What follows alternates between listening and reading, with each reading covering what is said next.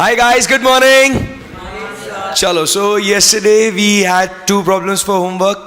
वो हम लोग चेक करेंगे. 2 क्वेश्चंस और अपने फिर बचते हैं अपने मार्जिनल कॉस्टिंग के. एंड वो होने के बाद हम लोग लास्ट चैप्टर शुरू करेंगे. वो होगा अपना कौन सा? Budgetary control. ऑसम.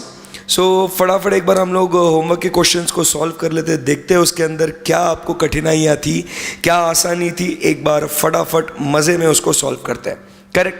तो पहले सबसे इजी वाला जो क्वेश्चन है, क्वेश्चन नंबर 39, वो पहले हम लोग सॉल्व करते हैं. सबसे आसान क्वेश्चन है, 2-4 मिनट में वो हो जाएगा.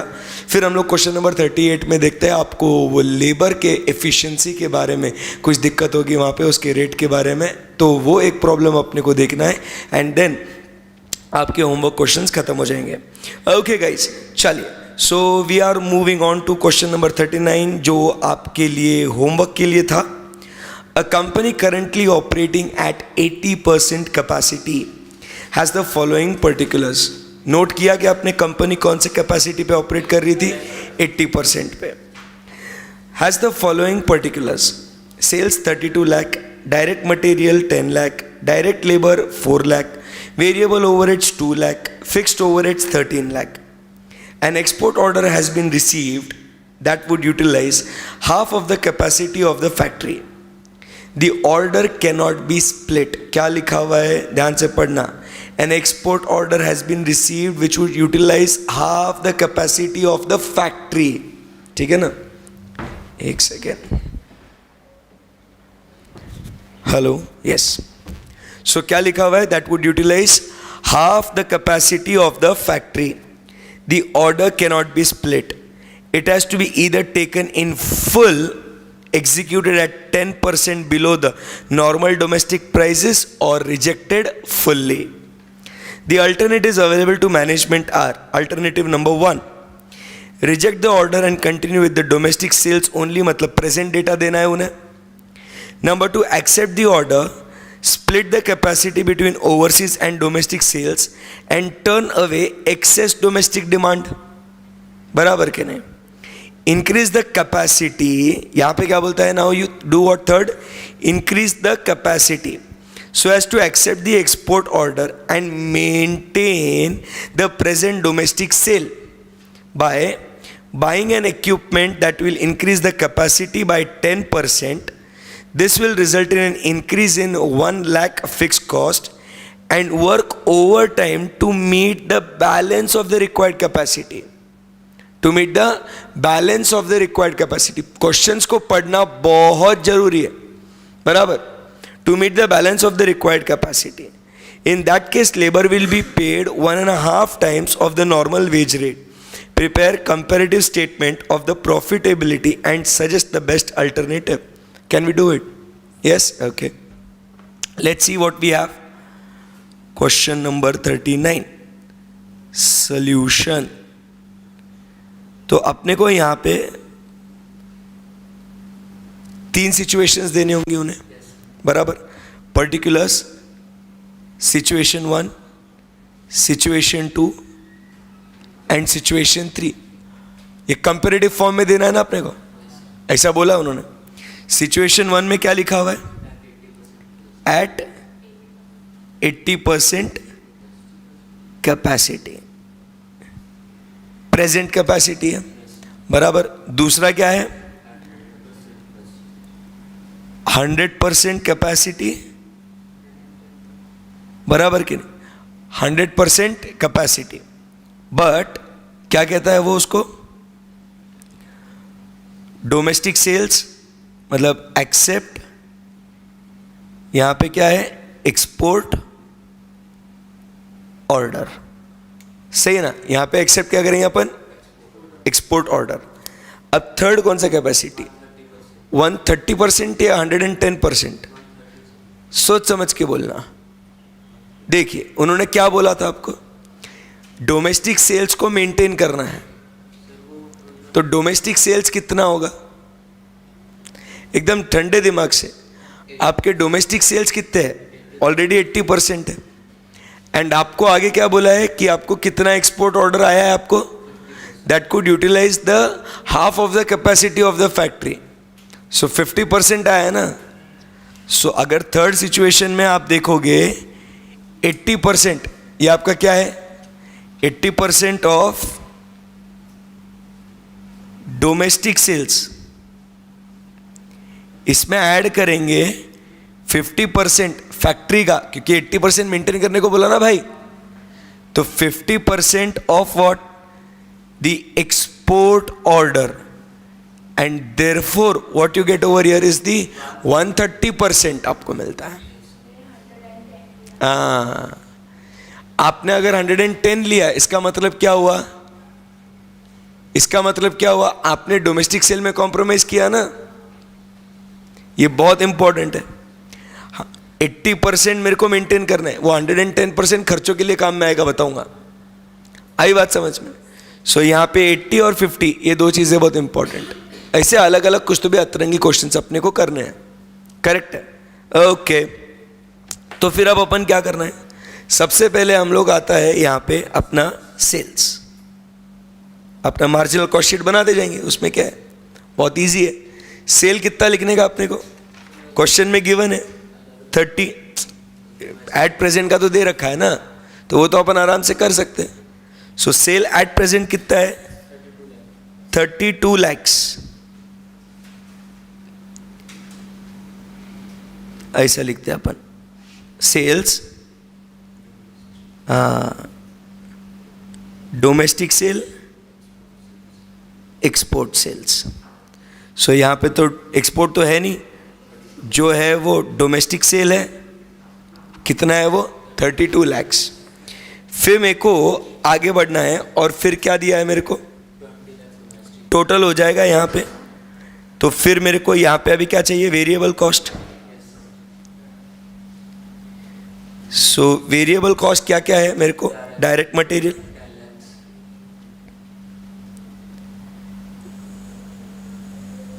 डायरेक्ट मटेरियल लगेगा, फिर क्या लगेगा, डायरेक्ट लेबर, वेरिएबल कॉस्ट है ना ये सब। उसके बाद वेरिएबल ओवरहेड्स तो दे रखा है, बराबर।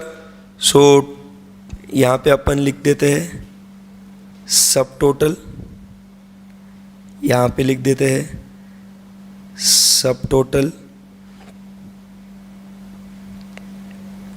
तो यहाँ पे क्या आ जाएगा, कंट्रीब्यूशन आ जाएगा मेरे को A माइनस बी। फिर क्या माइनस करना है इसके अंदर से, फिक्स्ड कॉस्ट। फिक्स्ड कॉस्ट वो भी बाद में ऐड होगा, वो तो देख लेंगे। एंड फिर अपन क्या करेंगे, इसको जो बचेगा वो होगा क्या, प्रॉफिट। इतना ही कैलकुलेशन करना था अपने को। डायरेक्ट मटेरियल का फिगर बताएंगे बच्चों, क्या बोल रहे हैं,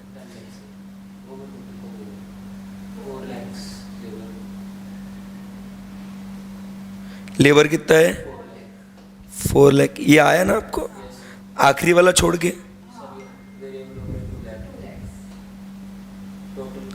16 लाख।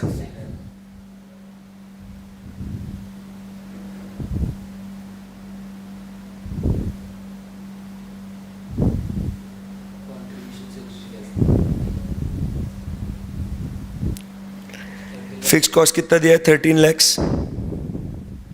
Profit is 3 lakhs। ये तो बहुत आसान था मेरे लिए, बराबर। अब यहां पे क्या बोला है, what would be the sales at 100% capacity. But उसमें आपको क्या करना था, एक्सपोर्ट ऑर्डर एक्सेप्ट करना था या नहीं करना था, एक्सपोर्ट ऑर्डर एक्सपोर्ट करना है, और आपको क्या कॉम्प्रोमाइज करना है, डोमेस्टिक, बराबर के नहीं। तो इसमें मैं क्या करूंगा, सबसे पहले domestic order would be what, 32 lakhs divided bye, कैसे लिखो इसको, एक second,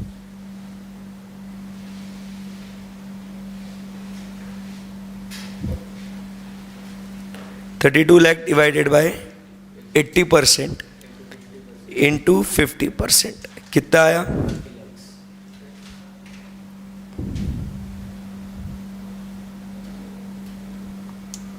so the answer comes to 20 lakhs।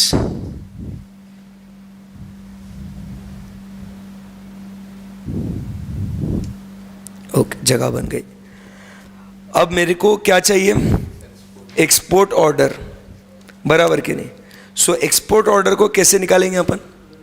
So it is except, क्या बोला? An export order has been received that would utilize half the capacity of the factory, तो 100% capacity निकालेंगे, and at 10% below the normal domestic prices. मतलब क्या करना पड़ेगा अपने को? सेम यही करना पड़ेगा, 32 lakhs डिवाइडेड बाय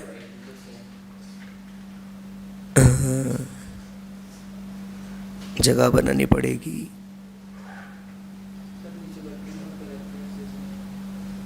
नीचे वर्किंग नोट भी कर सकते हैं, बट अभी कौन सा तो वी रह गया था ना। हाँ, सो यहाँ पे क्या हो गया? 32 lakh divided by 80% into 50% minus 10% is equal to कितना आया?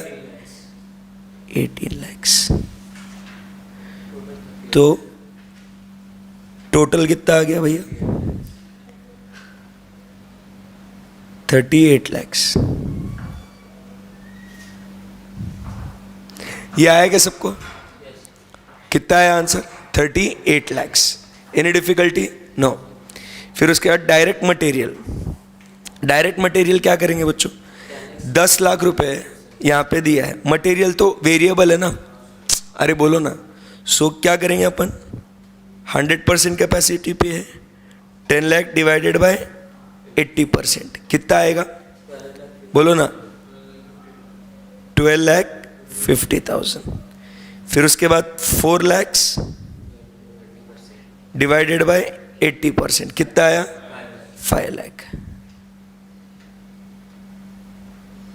फिर उसके बाद 2 lakhs divided by 80% is equal to 2,50,000। Total कितना आया? 20 lakhs। फिक्स कॉस्ट पहले कंट्रीब्यूशन कितना? 18 lakhs।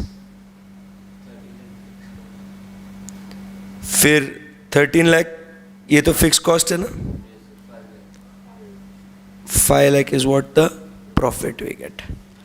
ये सिंपल था एकदम, बोलो हाँ या ना।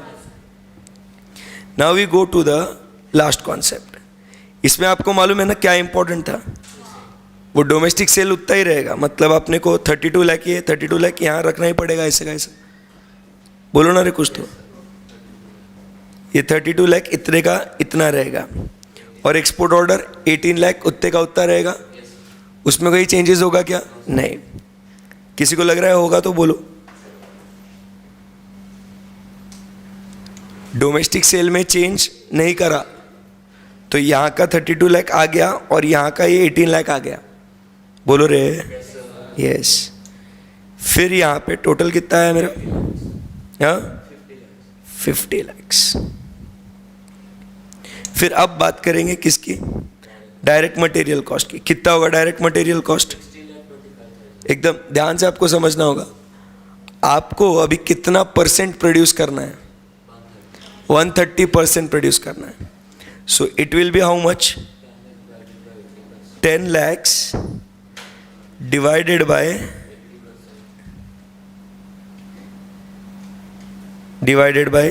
80% इंटू 130%। ये आपको करना बहुत जरूरी है। और ये 130 कैसा है ये भी आपको बताया। 50% कैपेसिटी वो तो फिक्स्ड ही थी, और प्लस आपको 80% तो आपको डोमेस्टिक सेल करना ही था, 50% आपको क्या ऐड करना था? एक्सपोर्ट सेल आपको ऐड करना था। आई बात समझ में आपको? Yes. So what is the answer over here? 16,25,000। Next क्या बोलता है अपना? 4 lakhs divided by 80% into 130%। What is the answer? हाँ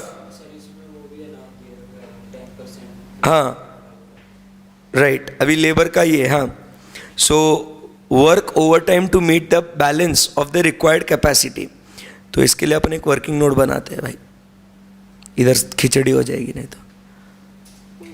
वर्किंग नोट 1, तो वो कैसा होगा? Working note 1. So up to 110% capacity. कैसे करेंगे उसको अपन? कितना था अपना? 4 lakh. 4 lakh divided by 80% into 110%. कितना आया? 5,50,000. प्लस इसके अंदर फॉर 20% कैपेसिटी. क्या होगा 20% कैपेसिटी के लिए? How will we work out? बोलो ना. 100% के लिए, सॉरी, अभी 20% एक्सेस कैपेसिटी के लिए आपको 1.5 क्या देना है आपको? 1.5 टाइम्स आपको देना है, बराबर के नहीं? तो अभी कैसे देंगे इसको? 100% के लिए कितना है? 100% के लिए कितना है? 4 लाख डिवाइडेड बाय 80% कितना आया? 5 लाख. तो ये 100% है, बट अपन कितना काम करा रहे हैं? 20%. तो मेरे को 20% का वेज मिल गया क्या? बोलो यस और नो. बट इसको पे कर कैसे करना है? 1.5 टाइम्स. सो कितना आया आंसर? हाँ, बोल रही नहीं है तुम. मेरा हथियार निकालना पड़ेगा. कितना आया? 4 लाख डिवाइडेड बाय 80%. 5 लाख आया आपका. ये 5 लाख 100% हुआ. अपने को देखो 110% के लिए अपन ने नॉर्मल वेज रेट, इसको क्या लिखा है यहाँ पे? Normal wages. करेक्ट है. अब 4 लाख को 80% से डिवाइड करूंगा तो 100%. उन्होंने क्या बोला है? 1.5 times would be paid of the normal wages. So how much is my normal wages? मेरे नॉर्मल वेजेस कितने? 100%. 5 लाख के लिए, 5 लाख 100% के लिए, तो 20% के लिए कितना होगा? सो 5 लाख को 20% से मल्टीप्लाई करेगा 1 लाख रुपए. बट ये 1 लाख रुपए नहीं देना मेरे को, अभी नॉर्मल वेजेस तो देनी है, प्लस प्रीमियम भी देना है उसको, over time premium. So into 1.5 times. So how much is the answer? 1,50,000. इसको normal wages plus over time premium, total कितना हुआ?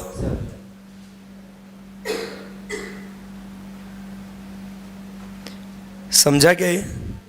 ये इंपॉर्टेंट एडजस्टमेंट है. बाकी क्या है? बाकी तो आसान है एकदम. फिर वापस से करो. 2 लाख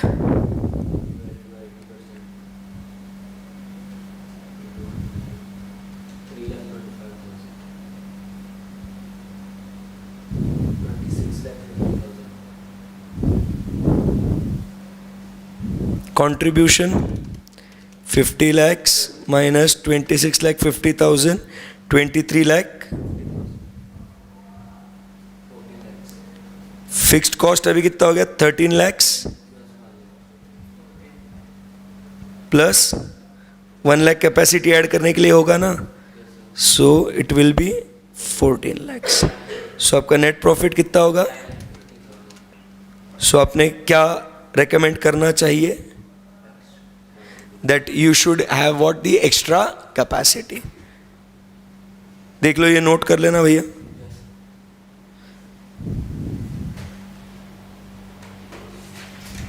ये एंड में ऐसे ऐसे कुछ तो भी अलग अलग प्रॉब्लम्स आपको दिखेंगे. इजी एकदम. Very good.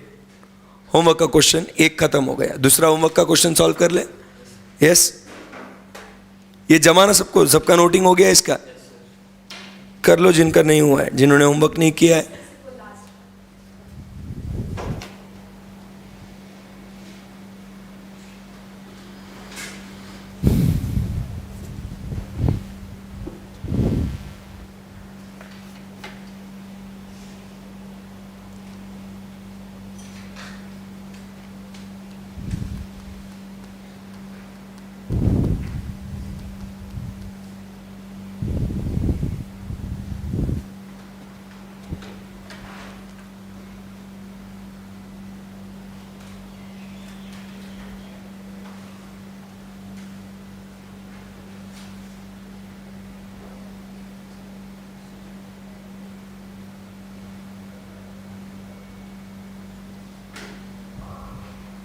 मतलब इसमें ना आपको कुछ ब्रेक इवन पॉइंट निकालना है ना कुछ करना है, सिंपल ये क्वेश्चंस होंगे किसके ऊपर, मार्जिनल कॉस्ट शीट के ऊपर क्वेश्चन है ये। Done, okay. सो अब हम लोग आगे बढ़ते हैं क्वेश्चन नंबर 38 पे।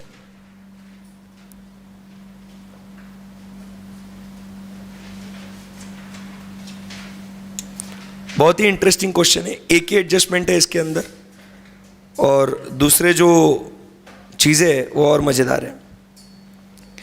Okay, question number 38, it was also the homework question. Let us discuss. आज सारे मार्जिनल कॉस्टिंग के हो जाएंगे, बजट के शुरू करेंगे कल या परसों में अपना बजट हो ही जाएगा, ऑलमोस्ट कल हो जाएगा, ठीक है। The financial controller of Kapila limited has prepared the following estimates of working results of the last year।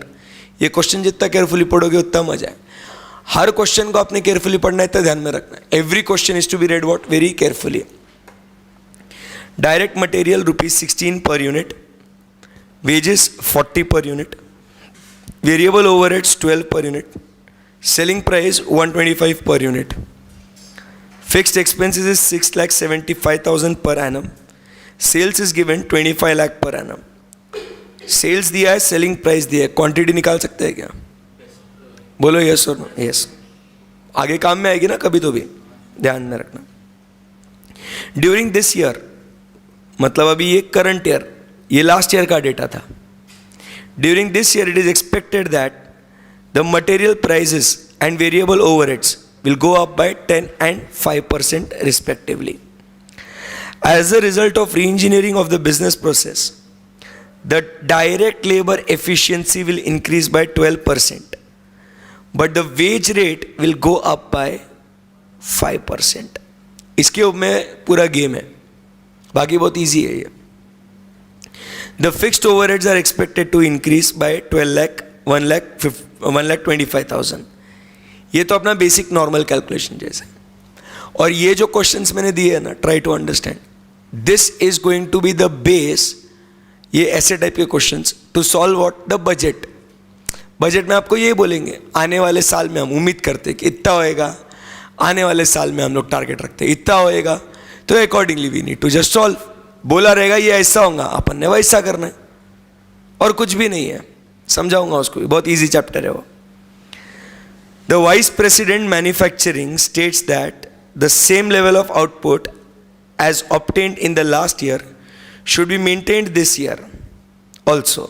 मतलब क्या बोलता है, same level of output should be maintained. Output अपन निकाल सकते हैं, अपने को मालूम है।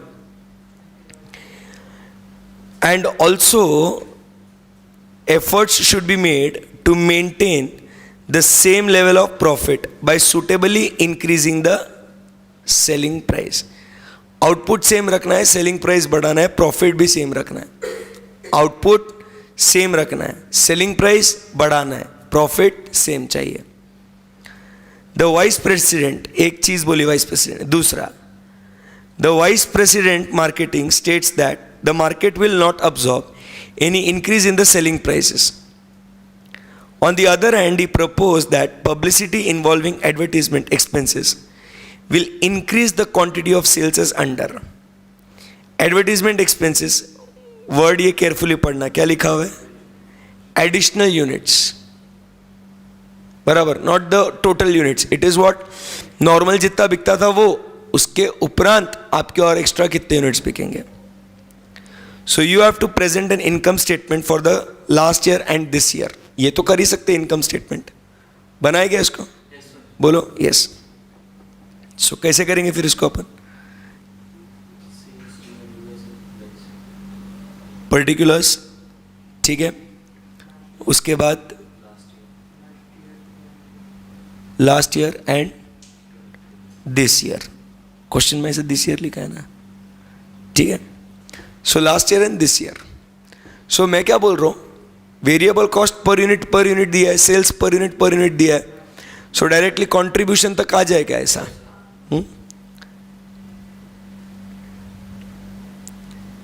सेलिंग प्राइस पर यूनिट कितना है, 125।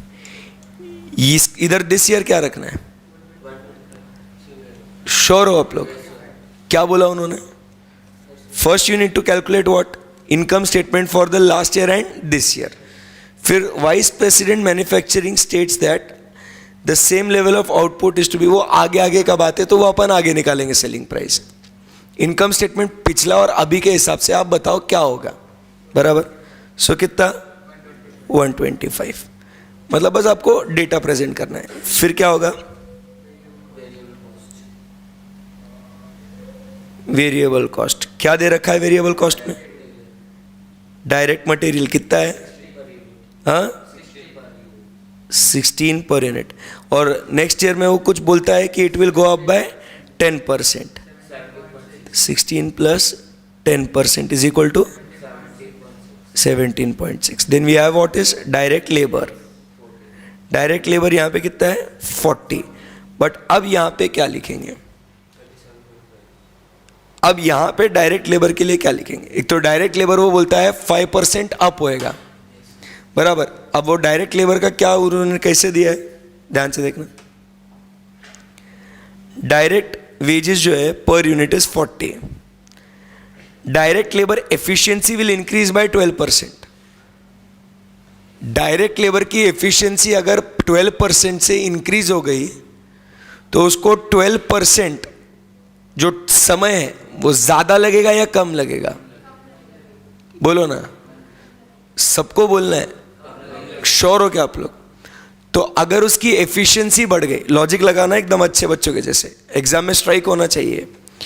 अगर उसकी एफिशिएंसी बढ़ गई 12% से, मतलब अगर मान के चलो अ सिंपल एग्जांपल, एक यूनिट को बनाने के लिए 100 मिनट्स लगते थे, जस्ट एन एग्जांपल, बराबर?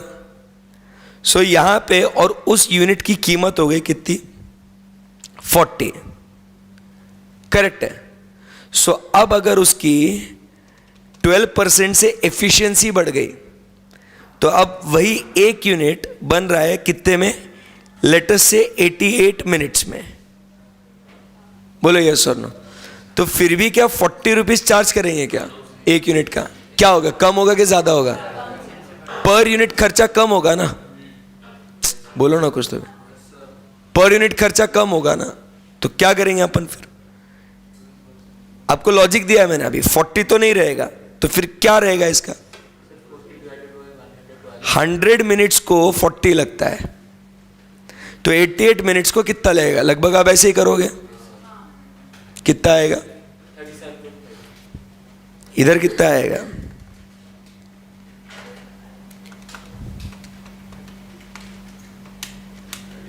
$35.2। बोलो हाँ या ना? सो 35.2 आया है, ये बेसिक हो गया। बट इसके ऊपर उन्होंने क्या बोला है? इसके ऊपर उन्होंने क्या बोला है कि 5% एफिशिएंसी क्या हो जाएगी? सॉरी, 5% क्या हो जाएगा? वेज रेट बढ़ जाएगा। सो इसके ऊपर मैं अगर 5% ऐड करता हूं तो कितना हो जाएगा? 36.96। 36.96, दिस इज द आंसर। ये एक समझ में आया क्या आपको? अल्टरनेटिवली आप क्या कर सकते हो?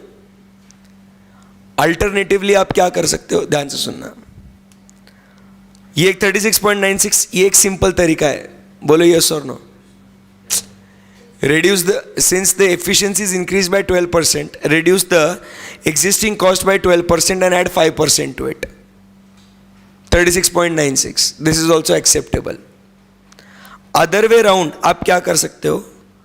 40 जो है ये, बराबर, ये कितना है? ये 40%, 100% है ये। बोलो हाँ या ना? तो आप क्या करोगे? 40 को आप डिवाइड करोगे 112% से, तो आपको क्या मिल जाएगा? 40 अगर 100% है तो 112% के लिए कितना है, तो आप उसको डिवाइड करोगे। बोलो यस और नो? तो आपको खर्चा 112% के लिए मिलेगा, प्लस इसके अंदर आपका 5% ऐड होएगा, बराबर? या तो आप उसे मल्टीप्लाई करो 105% से, या प्लस 5% करो, वन एंड द सेम। तो आपका आंसर आएगा कितना? 37.5। सो 37.5 is acceptable, 36.96 is also acceptable. Hello. Both the alternatives are what? Acceptable. I believe 36.96 is the easiest method for you to understand. क्या करूंगा यहां पे? Let me write. 40 में से एफिशिएंसी 12% बढ़ गई है, बराबर के नहीं? सो क्या करूंगा मैं? माइनस 12%, और जो भी आंसर आएगा उसमें plus 5% is equal to 36.96. Second alternatively मालूम होना चाहिए. What we will do? 40 is 100%, बराबर के नहीं? So since it's efficiency is increased, तो क्या हो जाएगा? 112 एफिशिएंसी के लिए कितना रहेगा? Multiply it with what? 105%. So you get 37.50. हाँ, आएगा ना? आने दो ना. Both are acceptable. बताओ मुझे, costing is a subject of logics. ये लॉजिक गलत है, ये लॉजिक गलत है, क्यों नंबर कटेंगे? सही बात है ना? ऐसा. सो अल्टरनेटिव ध्यान में रखना. सॉल्व करेंगे अभी इसको लेके 36.96 को, ठीक है? ओके, डायरेक्ट लेबर हो गया. फिर अभी क्या चाहिए अपने को? Variable overheads. कितना दे रखा है? 12. एंड इसमें भी वेरिएबल ओवरहेड्स में भी 5% अप होता है. 12 प्लस 5% इज इक्वल टू 12.60. सो इससे मेरे को क्या मिलेगा? कंट्रीब्यूशन. क्या कंट्रीब्यूशन ले लेना डायरेक्ट? होमवर्क का क्वेश्चन है ना. कितना है? 16 प्लस 40 प्लस 12 माइनस 125, 57. एंड यहाँ पे 17.6 minus plus 12.6 plus 36.96 is equal to 67.16 minus plus 125, 57.84. Okay, so this is contribution per unit. तो सेल्स क्वांटिटी कितना है बच्चों? कैसे निकालेंगे अपन? 2,25 lakhs डिवाइडेड बाय 125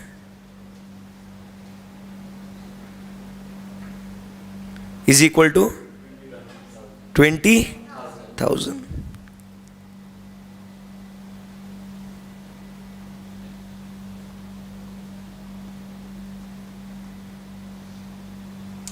सो मेरा टोटल कंट्रीब्यूशन कितना है?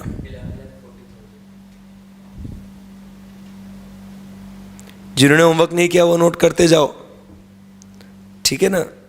सो कंट्रीब्यूशन कितना है? 11,40,000. और यहाँ पे कितना आया? 57.84 इंटू 20,000, 11,56,800. सो अब मेरा यहाँ से इसमें से क्या माइनस करना है? Fix cost. Existing fix cost कितना है? 6,75,000. इसमें कुछ बढ़ने वाला था क्या? हाँ, 6,75,000 plus 1,25,000 is equal to 8 lakhs. So profit कितना आया?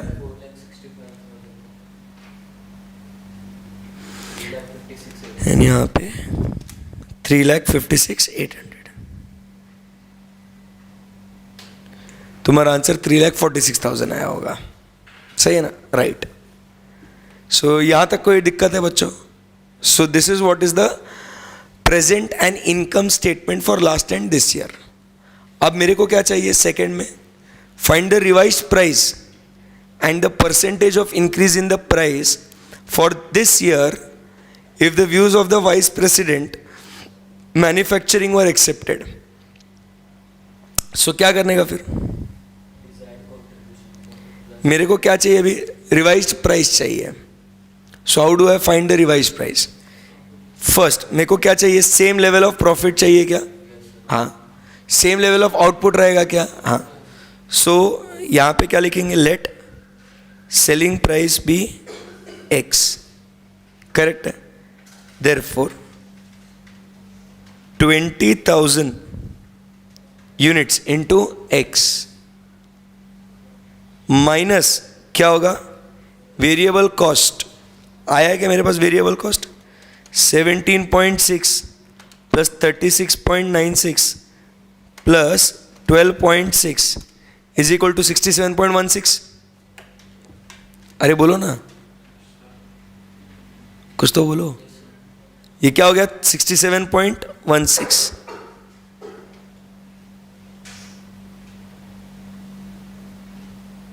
इंटू 20,000 माइनस फिक्स कॉस्ट कितना है? 8 lakhs should be equal to how much? The same level of profit. बोलो ये सुनो, कितना है सेम लेवल ऑफ प्रॉफिट? 4,65,000. सो ये सिंपल मैथ सॉल्व कर सकते क्या अपन? बोलो. सो कितना आया? 67.16 इंटू 20,000 माइनस इसमें, ठीक है. सो इसमें से 4,65,000. सो 20,000 x is equal to 16,78,200. Therefore x is equal to 83.91.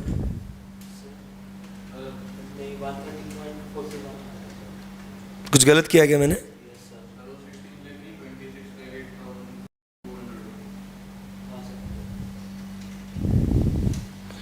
$26 lakh. मैंने क्या गलत किया? 67.16 into 20,000 13,43,200 plus 8 lakh.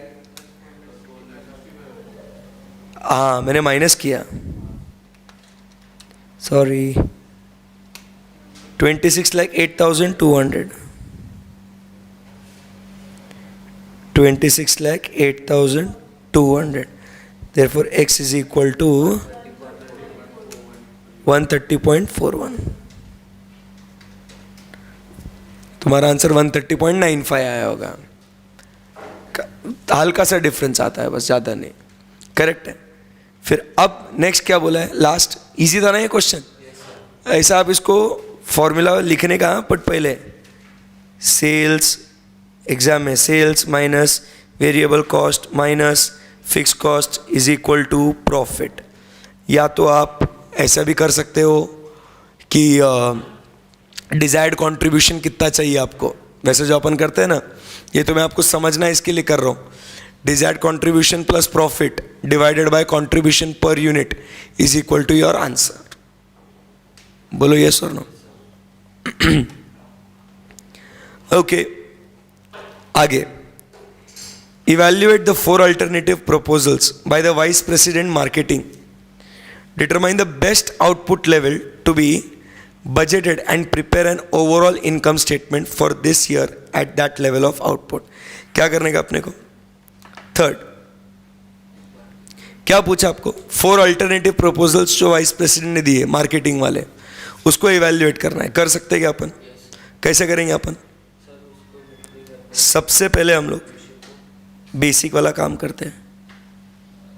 Particulars, option 1, option 2 and last में ऑप्शन 4. अब क्या करना है अपने को? एडिशनल सेल्स क्वांटिटी दे रखा है ना इन्होंने,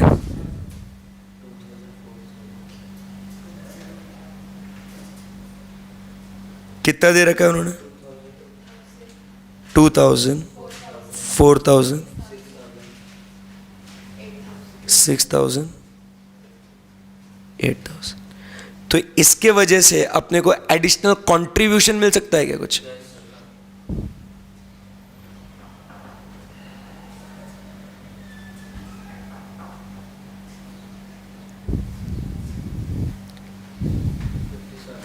पर यूनिट कितना था एडिशनल कंट्रीब्यूशन अपना 57.84 बराबर के नहीं? सो 57.84 अभी वो कैलकुलेटर पे पहले करना इंटू 2000 सो कितना है 1,15,680 बार बार उसको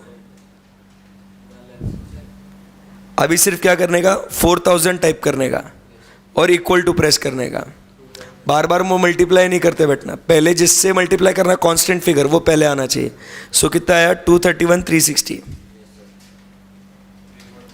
6000 से टाइप करके इक्वल टू करने का 347.40 8000 से मल्टीप्लाई करके इक्वल टू प्रेस करने का 462,720 यह आया एडिशनल कंट्रीब्यूशन इसमें से लेस क्या होगा एडिशनल एडवर्टीजमेंट एक्सपेंसेस ये भी दे रखा है इन्होंने कितना है 80,000 क्या फालतू प्रॉब्लम था ये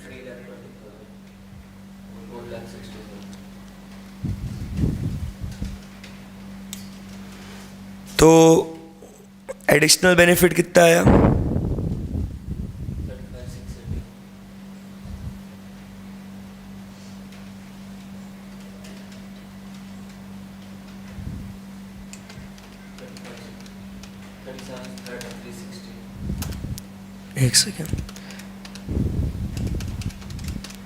37,360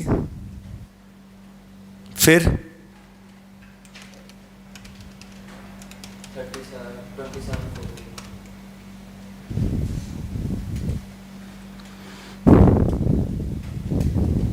2,720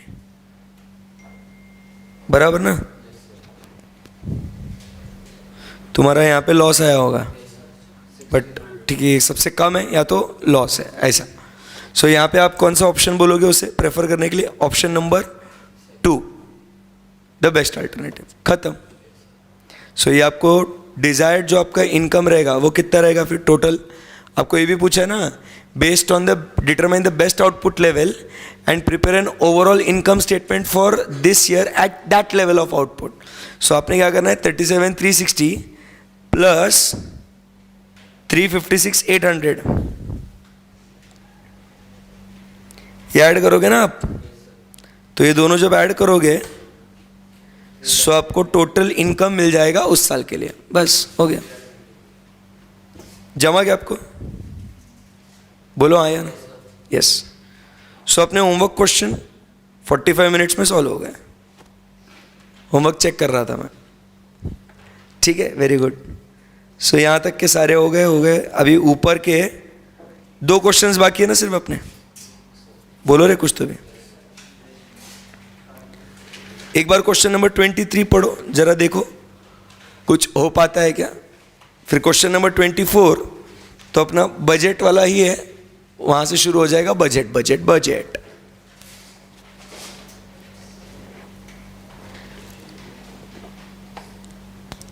क्वेश्चन नंबर 23 है गाइस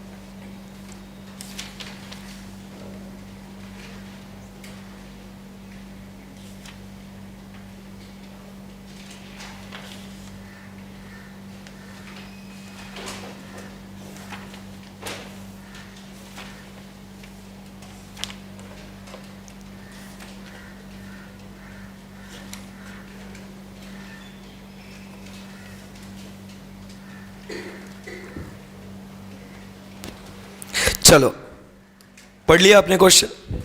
कुछ जम रहा है क्या आपको?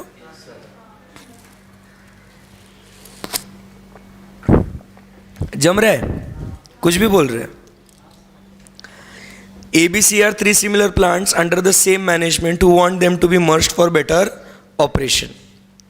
Details are तीन प्लांट के ABC. तो आपको इनको तीनों को पहले मर्ज करना है, फिर आपको क्या निकालना है? Capacity of the merge plant for break even.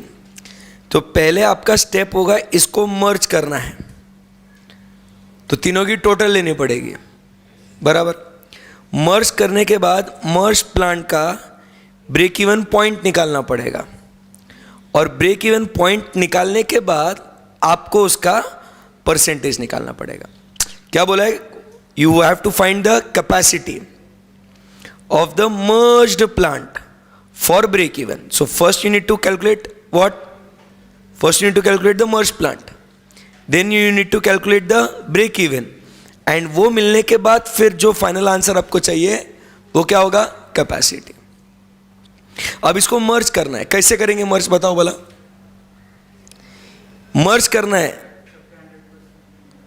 तो क्या करना पड़ेगा? ये सबकी कैपेसिटी कितनी है? मर्ज करना है तो सेम लाइंस पे होना चाहिए. मर्ज करना है तो तीनों क्या होने चाहिए? सेम लाइंस पे होने चाहिए. सो ये 100%, 70%, 50% दे रखा है, उसको कन्वर्ट करेंगे इनटू व्हाट? 100%. तो टर्नओवर 100% पे मिल जाएगा, वेरिएबल कॉस्ट 100% में मिल जाएगा, fix cost will remain the same. So will I get the contribution and profit through out? बोलो यस और नो. फिर ऐड कर दूंगा मैं सब तरफ, फिर मेरे को टोटल फिक्स कॉस्ट मिलेगा मर्ज प्लांट का, टोटल कंट्रीब्यूशन पर यूनिट या पीवी रेशियो मिल जाएगा मेरे को. पीवी रेशियो मिलेगा? नहीं मिलेगा. कंट्रीब्यूशन पर यूनिट तो नहीं मिलेगा क्योंकि उसका डेटा ही नहीं है. तो अल्टरनेटिवली मेरे को क्या चाहिएगा? PV ratio. So overall PV ratio मिलने के बाद अगर मैं उसको फिक्स कॉस्ट से डिवाइड करता हूं तो मेरे को ब्रेक इवन सेल्स मिलेगा, और मैं 100% मर्ज प्लांट के उसको सेल्स को अगर डिवाइड करूंगा तो मेरे को उसका परसेंटेज मिल जाएगा. चलिए साथ में करते हैं इसको. इजी था ना? Question number 23. ऐसे कुछ कुछ आपको अलग क्वेश्चंस आ सकते हैं एग्जाम में. So we are making a sincere effort यहाँ पे कि अपने को सारी चीजें एकदम क्लियर कट आ जाए. बहुत कुछ पढ़ना है अपने को. सो क्या लिखेंगे अपन?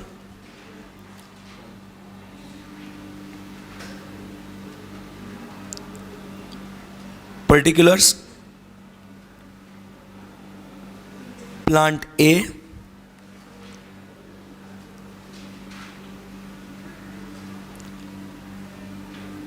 प्लांट बी, प्लांट सी. टोटल लिखना है या मर्ज लिखना? मर्ज प्लांट लिखेंगे.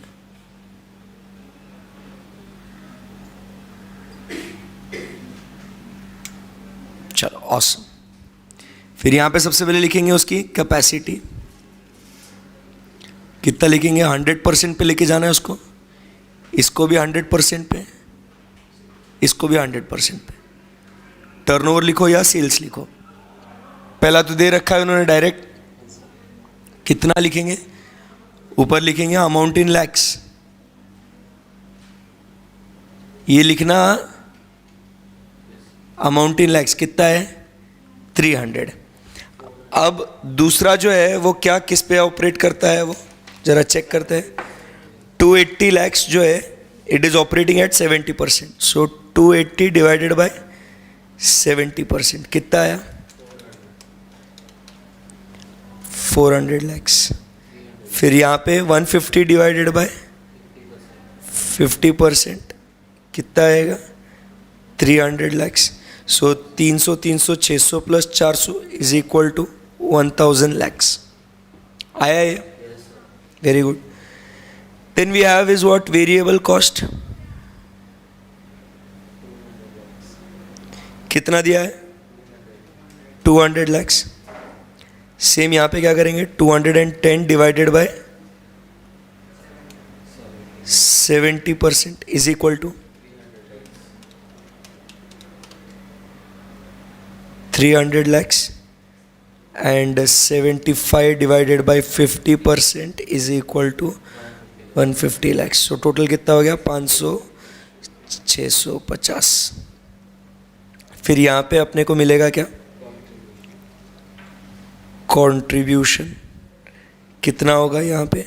100, 150, 350. Fixed cost 70, 50, 62. ये तो सेम रहेगा ना, बराबर कि नहीं? 70 + 50 + 62 इज इक्वल टू 182. कितना आसान है. Profit how much?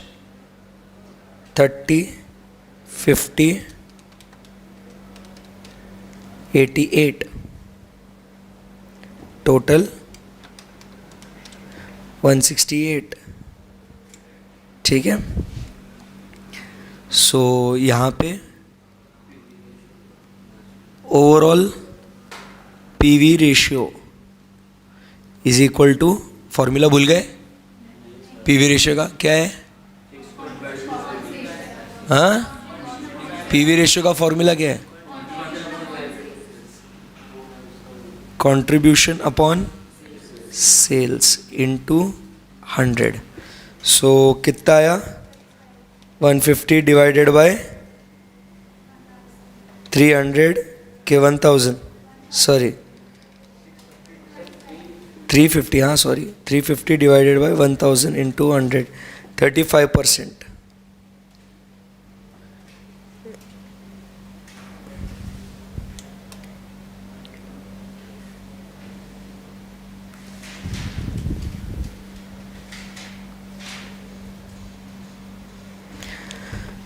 Therefore, overall break even sales is equal to, अपना ओवरऑल फिक्स कॉस्ट कितना था? 182. 182 divided by 35% is equal to 182 divided by 35% is 520 lakhs.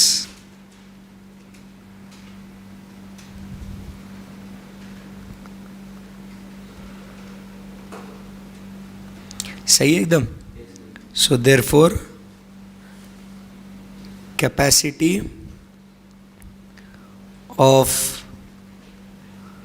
merged plant at break even is equal to 520 divided by 1000, 52%. आएगा आपका ये सबका answer? कितना आसान था ना. फिर अब क्या पूछा उन्होंने आपको? Profit at 75% capacity of the merged plant. क्या करोगे उसको? सेकंड, प्रॉफिट एट, ये जबरदस्ती दिया है आपको, ये फॉर्मेलिटी है. Profit at 75% of merged plant. So क्या होगा अपने को? Contribution minus fixed cost is equal to what? Profit. Contribution 100% कितना था यारो? 350 ना. So 350 into 75% minus fix cost कितना था? 182. अरे ये आएगा ना कि मैंने जानबूझ के मैंने गलती कर ली पहले करके, इतना आएगा ना मेरे बच्चों. तो 262.5 minus 182 is equal to 80.5 lakhs. Therefore, profit is equal to 80.5 lakhs. Turnover from the merged plant to give the profit of 28 lakhs. अभी ये भी फॉर्मेलिटी हो गया. Turnover from the merged plant. So अभी turnover from the merged plant to give the profit of how much? हाँ, so क्या लिखेंगे अपन? Required sales is equal to desired contribution divided by PV ratio. ये तो formula सबको मालूम है ना कैसे. So desired contribution is equal to fix cost कितना है अपने को 182. श्योर हो ना आप लोग? 182 ये फिक्स कॉस्ट है. प्रॉफिट कितना मांगता है उसको? Plus he needs the profit of 28 lakhs divided by PV ratio कितना है 35%. गलती से 52% ना ले. So is equal to 600 lakhs. खत्म.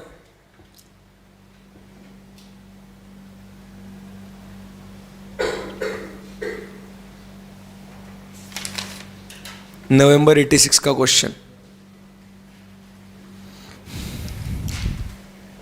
इजी था ना एकदम? Very good.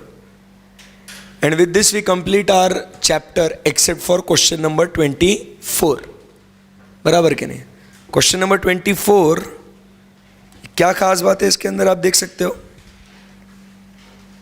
क्या लिखा है? Prepare what? Flexible budget. तो अपन ने कुछ बातें डिस्कस करनी चाहिए पहले before we proceed with budget, है ना. फ्लेक्सिबल बजट, ये बजट, वो बजट, बहुत कुछ अभी अपने को पढ़ना है. फिर ये प्रॉब्लम पे अपन आएंगे and then you can see कि ये ऐसे प्रॉब्लम बजट प्लस आपका मार्जिनल कॉस्टिंग कंबाइन करके भी आपको प्रॉब्लम आ सकता है. बजट और स्टैंडर्ड कॉस्टिंग कंबाइन करके भी आपको प्रॉब्लम आ सकता है. क्योंकि बजट में आपको बजटेड आउटपुट, बजटेड ये आपको दिया, जैसे अपन स्टैंडर्ड कॉस्टिंग में बजटेड आउटपुट वगैरह देते थे ना, तो इसमें क्या हो जाएगा, आपको पहले बजटेड आउटपुट आपको निकालना पड़ेगा, फिर एक्चुअल आपको दिया हुआ होगा, फिर आपको वेरिएंसेस निकालने को बोलेंगे. ऐसा कुछ कुछ क्या हो सकता है, चेंजेस हो सकते हैं. So I hope marginal costing is easy for you. Standard costing के अपने कुछ क्वेश्चंस बाकी है, वो करेंगे, उसका सोल्यूशन भी आपको दूंगा. We discuss later on after we complete with what? The budget. ठीक है. So guys, today we talk about budgetary control, the new chapter. ये क्वेश्चन 24 बराबर एक, और अगले इसमें अपने 9 क्वेश्चंस, 9 से 10 क्वेश्चन कुछ होंगे. ऐसे अपने कुछ 10 से 11 क्वेश्चन अपने कुछ बनेंगे. करेक्ट है ना? जिसमें अपन वैरायटी ऑफ क्वेश्चंस को कवर करेंगे जो बजट में आपको पूछे जा सकते हैं. सो पहले आपको एकदम ध्यान से मन लगा के, as always I say before I begin with the new chapter, you have to listen to its theory. Very important. Theory समझ में आ गई, then solving the problem will be a piece of cake for you. सही बात है एकदम? Yes. So let us start. बात हो रही है किसकी? नहीं बोलोगे?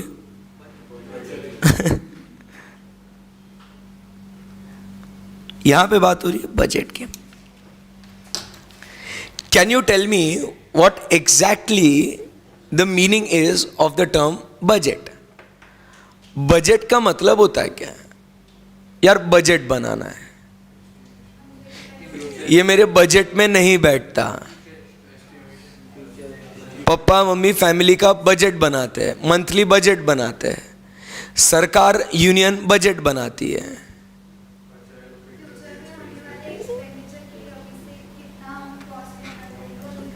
मतलब budget is basically what we talk about is what an estimate of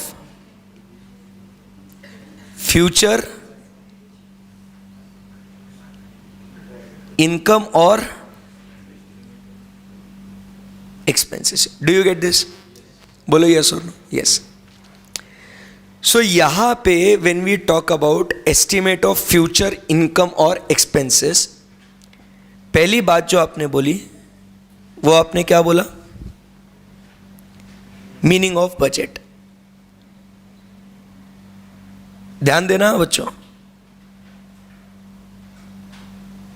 पहली बात जो आपने बोली वो क्या थी? What is the meaning of the term budget. The second question that I ask is why do we prepare budget. एकदम आराम से, पहले एक बार हमारे दिमाग में ये कॉन्सेप्ट क्लियर हो गया ना कि हम लोग क्या कर रहे हैं, फिर वो क्यों कर रहे हैं, then we will talk about how. That is how to do the budget, and then what are the different methods through which the budget can be done. Correct है ना? अलग अलग टाइप के बजट होते हैं, वो हम लोग देखेंगे. बट पहले अब सवाल ये आता है कि okay, if you understand the meaning of the term budget, because it is the estimation of future income and expenses, right? The next question that comes to our mind is why. आपको एकदम अच्छे से जवाब देना पड़ेगा.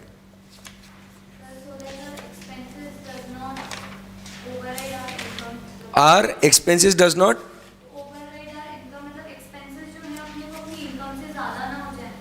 ऐसे कैसे budget करोगे तो ये नहीं हो जाएगा ऐसे?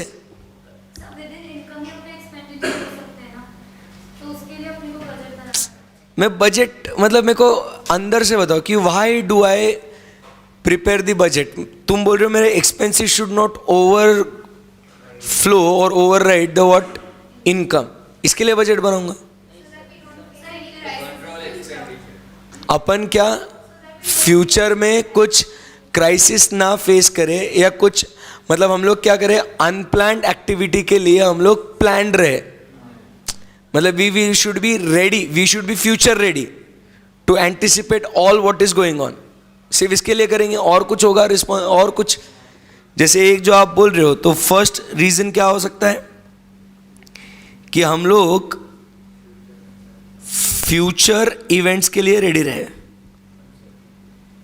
एक फ्यूचर रेडी रहे. सेकंड, मैं एक बोल देता हूं आपके लिए,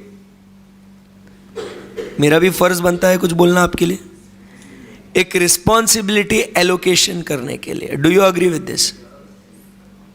क्योंकि हम लोग जब बजट में बोलते हैं कि यहां पे इतना इतना खर्चा होगा, वहां पे उतना उतना खर्चा होगा, यहां पे इतना, तो टारगेट एरिया सेट करके रखते हैं, बराबर कि नहीं? एंड बजटरी कंट्रोल मतलब ही क्या है कि बजट, अपन ने स्टैंडर्ड में यही पढ़ा था ना, स्टैंडर्ड कॉस्टिंग में, कि इतना इतना हम लोग स्टैंडर्ड या बजट सेट करके रखेंगे, और एक्चुअल को हम लोग को क्या दिखेगा, कम होगा या तो ज़्यादा होगा. तो वेरिएंसेस मिलेंगे, वो एडवर्स होंगे या तो फेवरेबल होंगे. तो हम लोग वो रिस्पॉन्सिबिलिटी एरियाज वो सेट कर सकते हैं ना, कंट्रोल एरियाज लगा सकते हैं ना, कि ये हमने ऐसा सोचा था, ये हमने ऐसा पाया है, तो उसके जो डिफरेंसेस आने का रीज़न क्या था, रिस्पॉन्सिबिलिटी हम लोग सेट कर सकते हैं ना. बोलो यस और नो. यस. आगे क्या हो सकता है? हाँ, रिस्क क्या? तो ये रिस्पॉन्सिबिलिटी वही हो गया ना कि कहां गड़बड़ हो गई वो हम लोग फाइंड आउट कर सकते हैं. और सोचो, बजट क्यों बनाता है एक आदमी?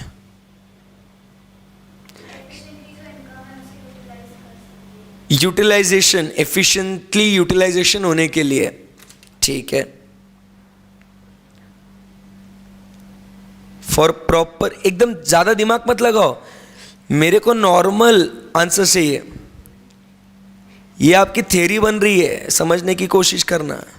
For proper utilization of resources, इसलिए तो मैं बजट बनाता हूं. अरे इमेजिन करो आपको पॉकेट मनी मिली है, the new month will start, you got your pocket money, you plan out your expenses, बराबर के नहीं, for the entire month you prepare a budget. या आप उसके हिसाब से पापा को बोलते हो कि पापा मम्मा मेरे को इतना इतना पैसा अगले महीने लगने वाला है, क्योंकि मेरे को बुक्स, मेरी ये बुक्स खत्म हो गई, मेरे को बुक्स लानी पड़ेगी, बराबर. मेरा बर्थडे आने वाला है तो मेरे को पार्टी देनी पड़ेगी. मेरे को क्या बोलते हैं, मेरे को एवेंजर्स देखनी थी बहुत दिनों से, वो मूवी भी रिलीज होने वाली है, तो मेरे को उसके लिए तो जाना ही है मम्मी, तो I need extra money for that. आप एंटिसिपेट करते हो, फ्यूचर रेडी रहते हो, इसके लिए आप बजट बनाते हो.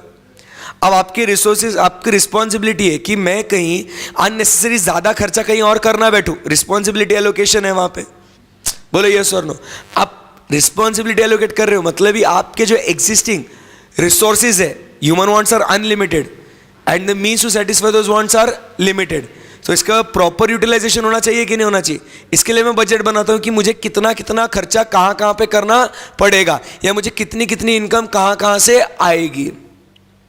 यही कॉन्सेप्ट आप लगाते रहो, सोचते रहो कि मैं बजट और क्यों बनाऊंगा, मेरे को कितनी पॉकेट मनी चाहिए, इनकम, मैं कितना खर्चा कहाँ कहाँ पे करूँ, वो करना चाहिए नहीं करना चाहिए, ऐसा आप एक आपका एस्टिमेट, एक बजट बनाते हो.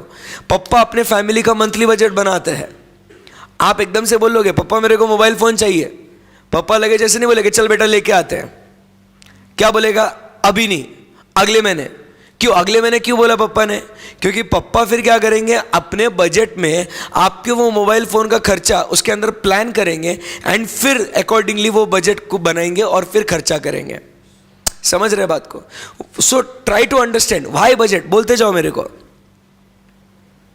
नॉर्मल चीजें सोचो।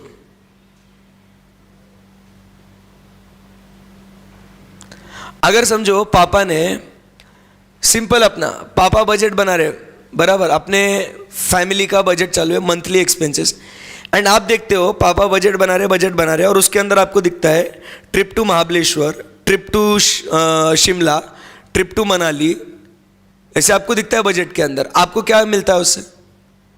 आप क्या इन्फर करोगे, क्या इंटरप्रेट करोगे उससे? पापा बजट बना रहे हैं, मतलब अभी मान लो जून मंथ चालू है, अभी जुलाई में पापा ऐसे बजट बना रहे हैं, इतना खर्चा ऐसे ऐसे वगैरह, एंड फिर पापा लिखते हैं उसके अंदर ट्रिप टू महाबलेश्वर। या इस महीने के बजट में आप देखते हो कि शॉपिंग एक्सपेंसेस, शॉपिंग, अब वो देखते हो ना, पापा ने बजट में ऐसा लिखा है, आपको क्या अंदर से फील होएगा कि इस महीने शॉपिंग करने वाले हैं, इस महीने घूमने जाएंगे। मतलब आप समझने की कोशिश करो, इससे क्या हो सकता है, हम लोग यहां पे एक क्या बोल सकते हैं उसको, एक डायरेक्शन मिल सकता है ना अपने को, बराबर कि नहीं? सोच पता चलती है, कंपनी के प्लान्स क्या है वो पता चल सकते हैं जब बजट में वो चीजें इनकॉर्पोरेट होती है ना, बराबर कि नहीं? तो इससे क्या पता चलता है कि ऐसा ऐसा कुछ विचार होगा, एक लाइन ऑफ एक्शन नजर आता है, डायरेक्शन समझ में आता है, प्लान समझ में आता है।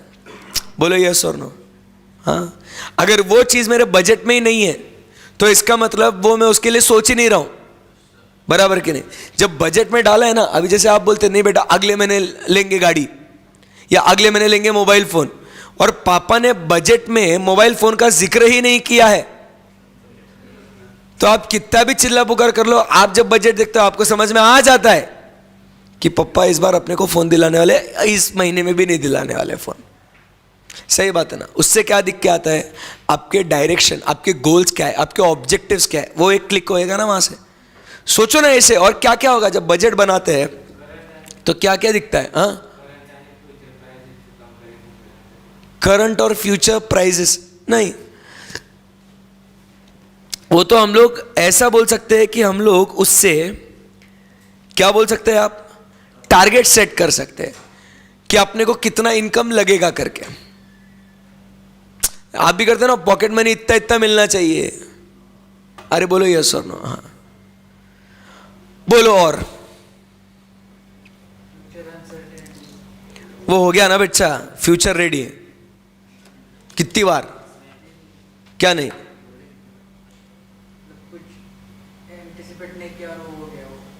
कंटिंजेंसीज, तो कंटिंजेंसीज के लिए कुछ पैसा अपन तो वैसे भी सेफ्टी में रखते हैं, अपन खुद अपने वॉलेट में इधर साइड में रखते हैं, वो बजट में नहीं सोचते हैं। वो बजट में अगर तुमने सोचा भी होगा तो वो किस में आएगा, वो डायरेक्शन, तुम्हारे गोल्स क्या है, ऑब्जेक्टिव्स क्या है,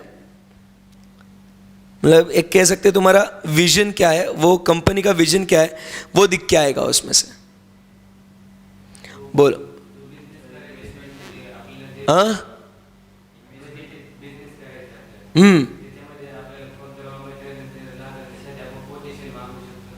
हाँ, वो तो सब वही है रे, मतलब मैं पूछ रहा हूँ नॉर्मल बिजनेस का जाओ ही मत ना अभी। पहले अभी आपको फोकस क्या करना है कि भाई अगर बजट बना रहा हूं तो आपने बोला कि it is estimation of future income and expenses. So my question is why do you do this? Future ready, responsibility allocation, और क्या हो सकता है, डायरेक्शन, इन्वेस्टमेंट, ठीक है। सो इसके अलावा सर हम कुछ सोच नहीं पा रहे और चलो ठीक है। सो अभी जब यहां पे हम लोग, ये वाई आपको समझ में आ गया आपको? सो अब ये जब वाई हम लोग देख रहे हैं तो अभी हम लोग है ना बिजनेस के अंदर आते हैं यहां से, और जब हम लोग टारगेट सेट करते हैं, सो अभी सब कुछ चीजें जो अभी अभी हमने पढ़ी है ना, responsibility allocation, goals, objective, vision, future ready.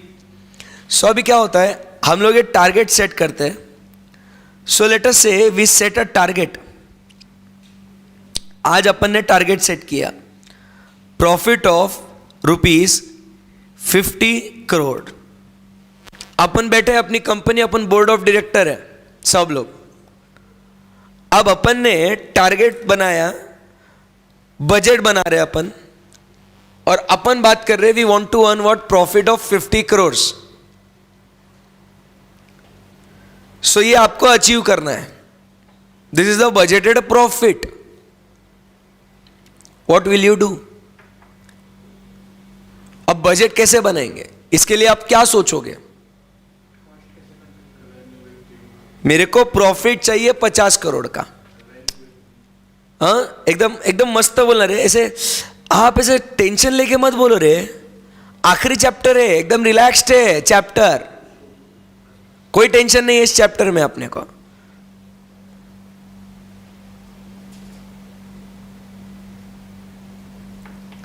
अरे इतना सन्नाटा क्यों है भाई? हाँ,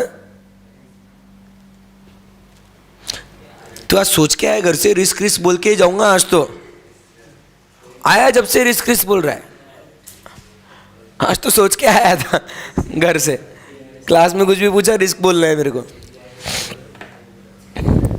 अरे बोलो ना, अपन बैठे हैं यहाँ पे. देखो ये प्रॉब्लम सॉल्व करना बहुत आसान है, but how do we proceed with the preparation of budget? अगर आपको वो फंडा समझ में आ गया ना, तो ये चैप्टर बहुत इजी लगेगा आपको. नहीं तो बच्चों को ये डिफिकल्ट लगता है. क्यों?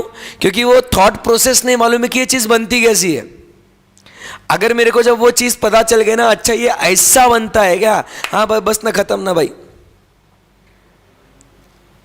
बोलो ना क्या करूंगा मैं? सबसे पहले मैं क्या सोचूंगा कि अगर मेरे को इतना प्रॉफिट अचीव करना है मेरे को, तो सबसे पहले मेरे को कितना बेचना पड़ेगा. आई नीड टू, समझ रहे क्या आप बात को? ये आपके अलग अलग आपको बजट बनाने पड़ेंगे. यही अपन बात कर रहे हैं अभी क्लास में. बहुत ही मजा आएगा पढ़ने में. So profit of 50 crore I want to earn. बराबर के नहीं? For that what will I first decide कि how much the sales should be. बराबर के नहीं? बोलो यस और नो. यस. उसके बाद क्या बोलूंगा? ये सेल को करने के लिए सबसे पहले ना बेटा, ये सेल को करने के लिए मेरे को क्या, कितना प्रोडक्शन करना पड़ेगा? How many units I need to produce. बातें मत करना रे. How many units we need to produce. पहले सेल सोचना है. सेल करने के लिए मेरे को कितने यूनिट्स प्रोड्यूस करने पड़ेंगे वो सोचना है. Keeping into consideration the opening I have, the closing I want to keep. बराबर कि नहीं? So I talk about the production. Production होने के बाद क्या सोचूंगा मैं? ये प्रोडक्शन जो मुझे करना है, इस प्रोडक्शन के लिए लगने वाला रॉ मटेरियल. समझ रहे क्या? पहले कितने यूनिट्स बेचने पड़ेंगे, तो कितने यूनिट्स को मेरे को प्रोड्यूस करना पड़ेगा. बराबर के नहीं? वो कितना यूनिट्स प्रोड्यूस करने के लिए मुझे कितना रॉ मटेरियल लगेगा. बराबर के नहीं? और फिर कितना रॉ मटेरियल लगेगा, उसका क्या करूंगा मैं उस रॉ मटेरियल का, बोलो ना बच्चों, कॉस्ट कितना लगेगा वो देखूंगा मैं. बराबर. और फिर साथ ही साथ ये प्रॉफिट अर्न करने के लिए मेरा सेल्स प्राइस क्या होगा. बराबर. इसके अंदर रॉ मटेरियल के साथ साथ आपको कितना लेबर आवर्स लगेगा आपको. बोलो यस और नो. उस लेबर का आपको कितना कॉस्ट लगेगा आपको. समझ रहे क्या बात को? ये आप क्या करते जाओगे, ऐसा धीरे धीरे धीरे धीरे आप क्या करोगे, एस्टिमेट करते जाओगे. एंड फिर आपको क्या मिलेगा, वो डिजायर्ड प्रॉफिट पाने के लिए आपको आपका वो बजट मिलेगा. बराबर के नहीं? एंड दिस बजट, आप प्रॉफिट, आपको क्वेश्चन में क्या आ सकता है, तो डायरेक्ट प्रॉफिट बोल सकते हैं, या तो आपको बोल सकते हैं ऐसा प्रॉफिट चाहिए जो सेम लास्ट ईयर का प्रॉफिट था. बराबर. या सेम पीवी रेशियो चाहिए, इतना हमको प्रॉफिट चाहिए. सेम हमारा कंट्रीब्यूशन चाहिए, ऐसा हम लोग को बजट बनाना है. ये अलग अलग चीजें वो मार्जिनल से लिंक होके बजट में आप पे वो रिफ्लेक्ट करेगी। वो आ रही बात समझ में? सो अब होगा क्या, जैसे ही आपको प्रॉफिट मिल गया ना, सो आप क्या करोगे, जैसे ही आपने ये टारगेट डिसाइड किया, बोर्ड ऑफ डायरेक्टर ने क्या बोला, 50 करोड़ प्रॉफिट होना। तो मैं अगर मान लो मालिक उस कंपनी का और आप सारे बोर्ड ऑफ डायरेक्टर्स हो या आप मेरे एम्प्लॉयज हो मान लो, और मैंने आपको बोल दिया मेरे को इस साल में 50 करोड़ का मुनाफा चाहिए, बस खलास। अब इमेजिन करो सिचुएशंस को, मैंने आपको बोल दिया मेरे को कितना प्रॉफिट चाहिए, 50 करोड़ का profit, I want it, that's it, मैंने ऑर्डर छोड़ दिया। अब उसके बाद आप क्या करोगे, यही बातें डिस्कस करोगे। मतलब यहां पे आप लोग कौन हो, who are you guys? So you are basically the different what we call it as the functional heads। कौन हो आप? Functional heads. मतलब समझते हो क्या होता है फंक्शनल हेड्स? कि हर एक फंक्शन, मतलब हर एक डिपार्टमेंट के आप हेड हो। तो आपने फिर क्या किया, रिस्पॉन्सिबिलिटी एलोकेशन हुआ कि नहीं हुआ यहां पे? भाई तेरे को इतने यूनिट्स बनाने पड़ेंगे, इतने यूनिट्स बेचने पड़ेंगे, इतना रॉ मटेरियल तेरे को खरीदना पड़ेगा, इतना रॉ मटेरियल इतने में खरीदना पड़ेगा, इतना मार्केटिंग करना पड़ेगा, इतना ये। हर एक जन क्या करेगा, बॉस ने बोला इतना 50 करोड़ का मुनाफा चाहिए, अब तुम लोग आपस में भिड़ जाओगे, तुम बोलोगे इतना करने के लिए ये इतना लगेगा, वो उतना लगेगा, ये सारी चीजें हो जाएगी। आ रही बात समझ में? सो जब मैं कंपनी एज अ होल का बजट बनाऊंगा, it will be what the overall budget और द कंपनीज बजट। समझ रहे क्या बात को? सो एक जब इसको ध्यान में रखते हुए बनाऊंगा तो ये क्या हो जाएगा, the company as a whole का बजट बनेगा। जब ये अलग अलग सेल्स का, प्रोडक्शन का, रॉ मटेरियल कॉस्ट का, जब ऐसा अलग अलग बजट बनाऊंगा ना, उसको हम लोग नाम देते हैं फंक्शनल बजट्स। समझ रहे क्या बात को? तो ऐसे अलग अलग बजट्स डेवलप होते हैं। Are you understanding? बोलो बच्चों, यस। सो अब जब अपन सेल्स की बात करेंगे, सेल्स इन यूनिट्स, इतने यूनिट्स आपको बेचने पड़ेंगे। सो अब अगर मैं आपसे सवाल पूछता हूं धीरे धीरे स्टेप बाय स्टेप, इतने यूनिट्स बेचने पड़ेंगे इतना प्रॉफिट अर्न करने के लिए, व्हाट विल यू डू? मेरे को इतने यूनिट्स बेचने पड़ेंगे। आपको एग्जाम में वो क्वेश्चन आएगा, इतना प्रॉफिट अर्न करने के लिए बजटेड यूनिट्स कितने होंगे बताओ?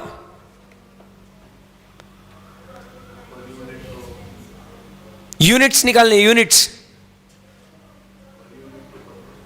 हाँ, छोड़ना, क्या करना है, लॉजिक लगाओ, क्या करोगे? मैं बोलूंगा ना, सर पे हाथ मारोगे, अरे यार ऐसा है क्या? सेल यूनिट में निकालना है मेरे को, क्या करूंगा मैं? बोलो ना, बोल बेटा Charul.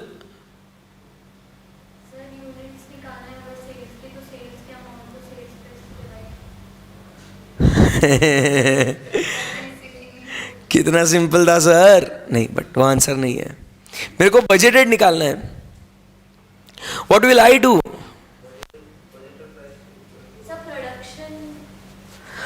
I want to decide first how many units I need to sell. छोड़ना प्लांट कैपेसिटी वगैरह, come on guys, come on. जितना डिमांड है उतना सेल यूनिट करेंगे। वाह वाह वाह वाह वाह। नहीं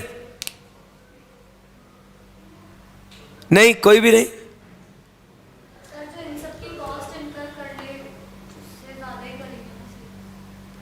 सोचो, एग्जाम में क्वेश्चन आएगा, आपको बजट बनाना है, इतना इतना प्रॉफिट आपको चाहिए, आपको कितने यूनिट्स बेचने पड़ेंगे इसके लिए, ऐसा सवाल आएगा, क्या करोगे?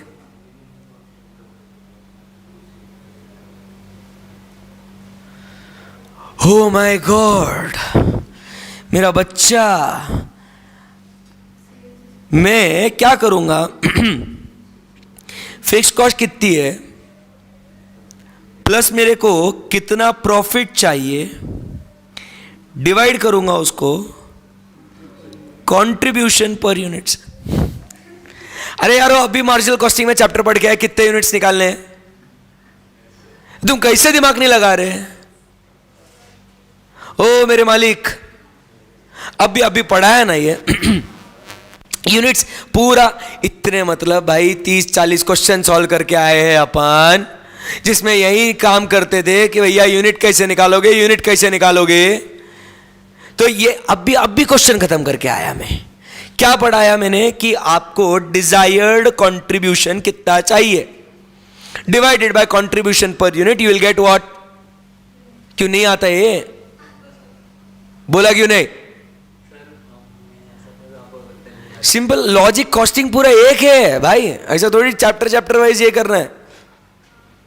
इसके लिए तो बोला आपको ये सब्जेक्ट, ये चैप्टर कब इजी लगेगा, लिंक में पढ़ोगे तभी, नहीं तो बच्चा हैंग होना ही होना है।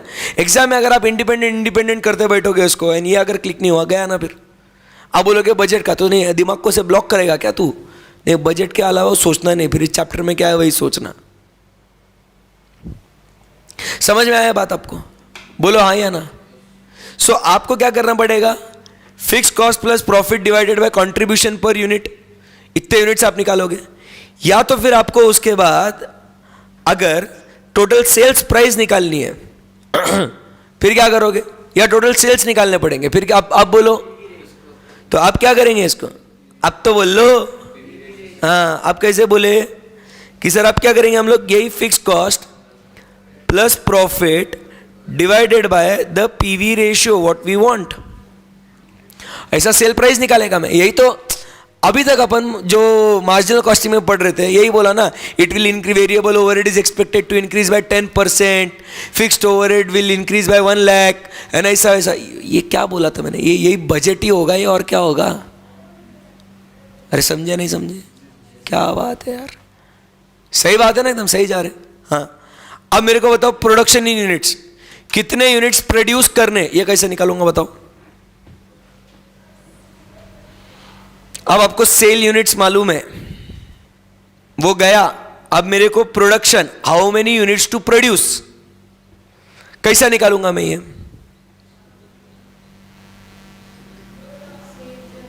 ये चैप्टर में पूरा material, labour, overheads, everything what you studied, cost sheet, bill sheet, सब काम में आएंगे। ऑल राउंड थिंकिंग चाहिए, लास्ट चैप्टर में आ गया अभी। हाँ, कल परसों खत्म अपना syllabus, we are into the final chapter no, and इसके ऊपर एक क्वेश्चन आता ही है एग्जाम में। मेरे को आपको उसका बेसिक एकदम स्ट्रांग कराना है भैया। क्या ओपनिंग माइनस क्लोजिंग? मेरे सवाल क्या है मेरा, how many units you need to produce, how many units you need to produce, what will be the formula? Formula बता दो यार। वो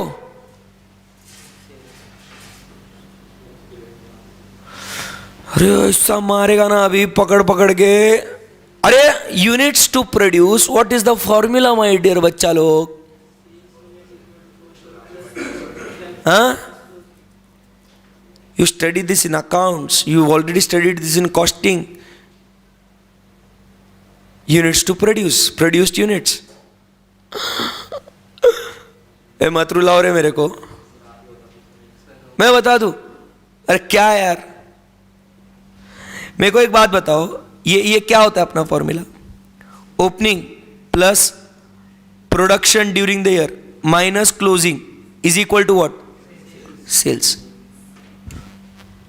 ये मालूम है ना? अरे तो काहे को नहीं बोलता मेरा बच्चा? कुछ नहीं सेम बोला वो, उसको सिर्फ ओपनिंग माइनस क्लोजिंग बोला, सेल लाया वो बीच में। नहीं होगा तो नहीं होगा भाई। हाँ तो बट जितना सेल किया, जितना प्रोड्यूस किया उतना ही सेल होगा। कभी कभी एक्स्ट्रा प्रोड्यूस नहीं होगा, क्लोजिंग नहीं बचेगा तुम्हारे पास। कभी हो सकता है ना, कभी कभी ओपनिंग भी हो सकता है।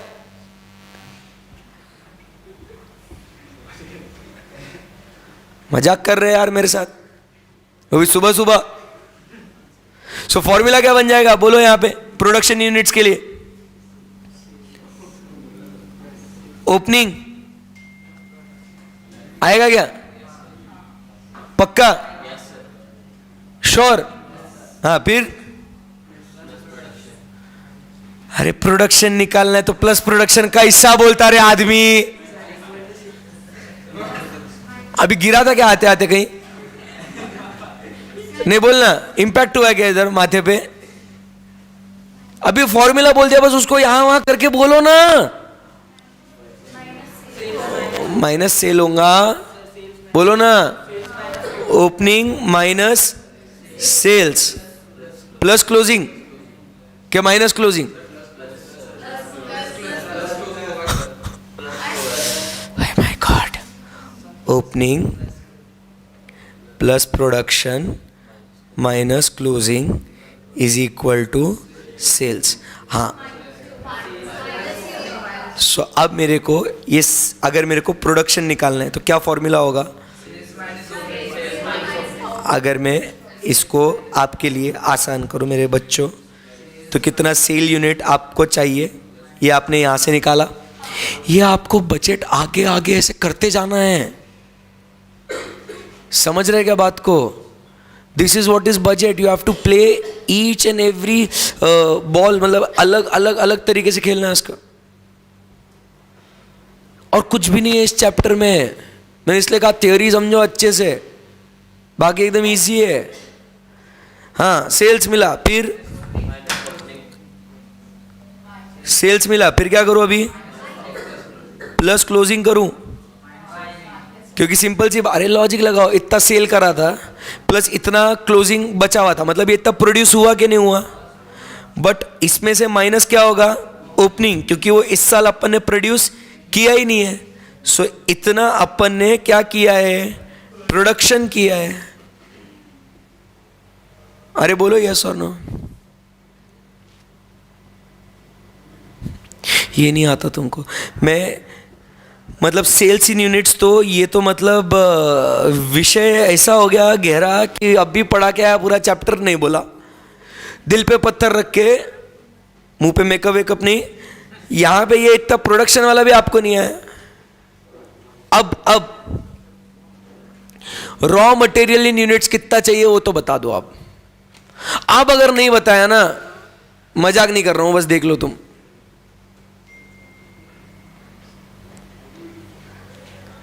अब मेरे को यहां से, अब मेरे को मालूम है कितने यूनिट्स प्रोड्यूस करने हैं। अब मेरे को रॉ मटेरियल के पास जाना है, फिर रॉ मटेरियल कॉस्ट पे जाना है। अरे ऐसा स्टेप बाय स्टेप मेरा फंक्शनल बजट बनते जाएगा। इसके 6 नंबर मिलेंगे आपको, और इसके अलावा कुछ भी नहीं करना है आपको। Tell me how much raw material will be needed now?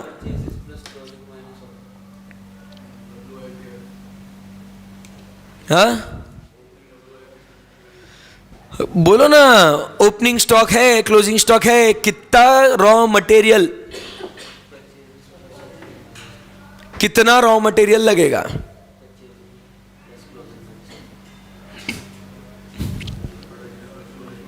इतने यूनिट्स बनाने के लिए मेरे बच्चों कितना रॉ मटेरियल लगेगा? बोलो।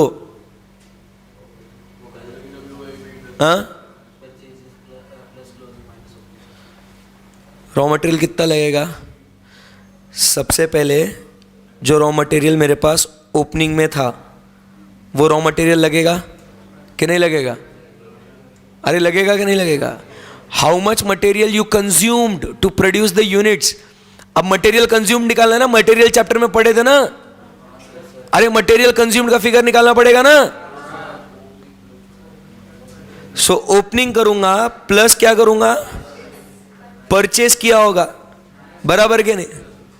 सो परचेस करूंगा माइनस क्या होगा? जितना क्लोजिंग बचा, ये क्या हो जाएगा मेरे को? Raw material consumed. सो इतने यूनिट्स प्रोड्यूस करने के लिए इतना रॉ मटेरियल तुमने कंज्यूम किया। सो ये बजटेड कंजम्पशन आया कि नहीं आया आपका? क्या हो रहा आपके साथ? चक्कर आ रही है? अब आखिरी में बस इतना आज के लिए। अब मेरे को रॉ मटेरियल का कॉस्ट कितना होगा वो बताओ। बजटेड रॉ मटेरियल का कॉस्ट क्या? रॉ मटेरियल कंज्यूम मल्टीप्लाई कर देना उससे कॉस्ट को। रॉ मटेरियल परचेज जो किया उसका कॉस्ट बताना है।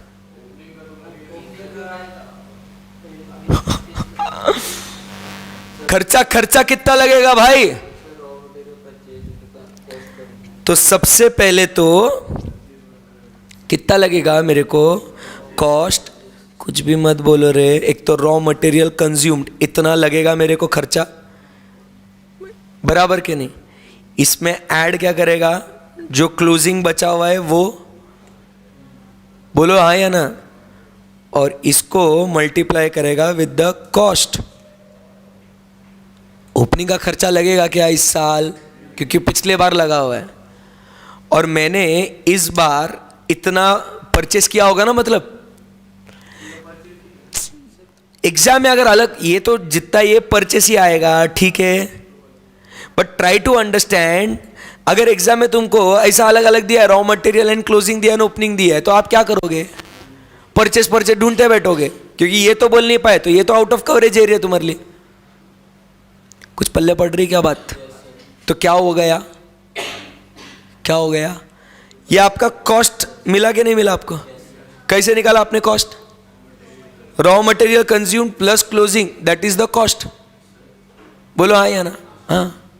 ऐसे ही आप लेबर के लिए भी कर सकते हो, बस लेबर के लिए ओपनिंग और क्लोजिंग लेबर आवर्स होता नहीं है।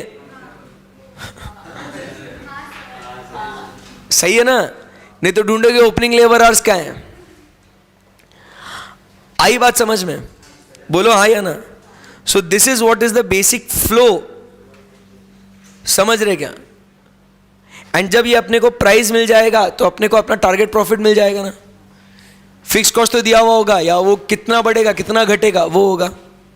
फिर एग्जाम में इसकी जो क्या बोलते हैं, या क्वेश्चन जो हम लोग देखेंगे उसमें वैरायटी क्या होगी, वो आपको बोलेंगे कि हमको ओपनिंग इतना था हमारा, बट हमको क्लोजिंग उतना उतना रॉ मटेरियल चाहिए, क्लोजिंग इतना इतना ये चाहिए। बजटेड हम लोग ऐसे बजट बना रहे कि हमको हर महीने, हर क्वार्टर, हर साल इतना इतना ओपनिंग चाहिए, हर साल इतना इतना क्लोजिंग चाहिए।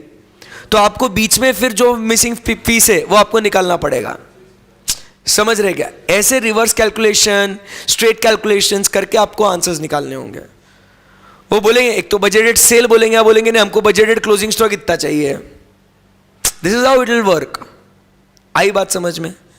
And if you are comfortable with this, बराबर कि नहीं, वी आर ओके। सो आज ये अपन ने बात सीखी किसके बारे में? एक तो कंपनी एज होल का budget and plus functional budgets.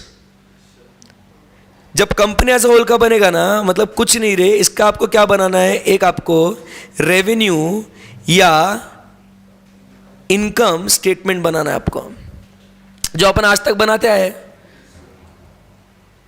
Sales minus variable cost, contribution minus fix cost, profit, income statement बनाना है।